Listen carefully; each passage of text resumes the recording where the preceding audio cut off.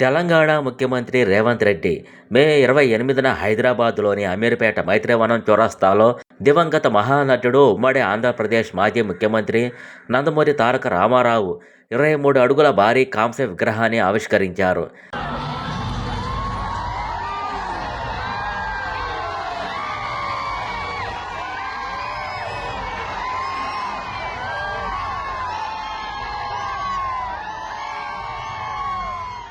ఎన్టీఆర్ 103వ జయంతిని పురస్కరించుకుని ఈ కార్యక్రమం ఘనంగా జరిగింది.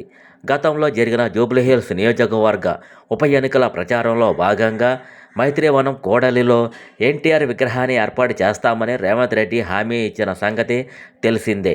నగరంలోని ఎన్టీఆర్ అభిమానుల చిరకాల వాంఛన నెరవేరుస్తూ గడిచిన జూబ్లీహిల్స్ బైపోల్లో ఇచ్చిన మాట ప్రకారం ఈ ముఖ్యమంత్రి ఈ విగ్రహాన్ని ప్రత్యేకంగా తయారు చేయించి మరీ ఆవిష్కరించారు.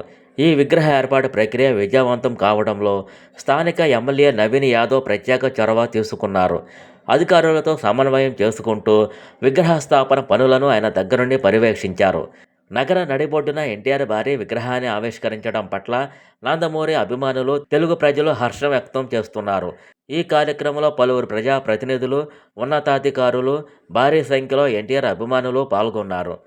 కాంగ్రెస్ ముఖ్యమంత్రి అయ్యి ఉండి ఎన్టీఆర్ విగ్రహాన్ని ఎలా ఆవిష్కరిస్తారని ప్రశ్నించే వారికి సమాధానమిస్తూ, ఎన్టీఆర్ కులాలు, మతాలు, రాజకీయాలకు అతీతమైన దేశం గర్వించదగ్గ నాయకుడని సీఎం రేవంత్ రెడ్డి స్పష్టం చేశారు.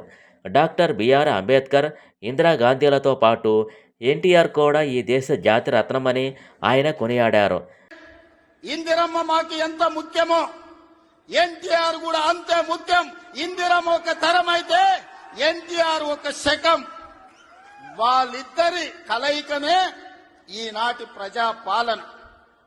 భారతదేశ చరిత్రను, ఇక్కడ ప్రజాస్వామ్య వ్యవస్థను మలుపు తిప్పిన ముగ్గురు గొప్ప నాయకులను దేశం ఎల్లప్పుడూ స్మరించుకోవాలని సీఎం రేవంత్ రెడ్డి పిలుపునిచ్చారు.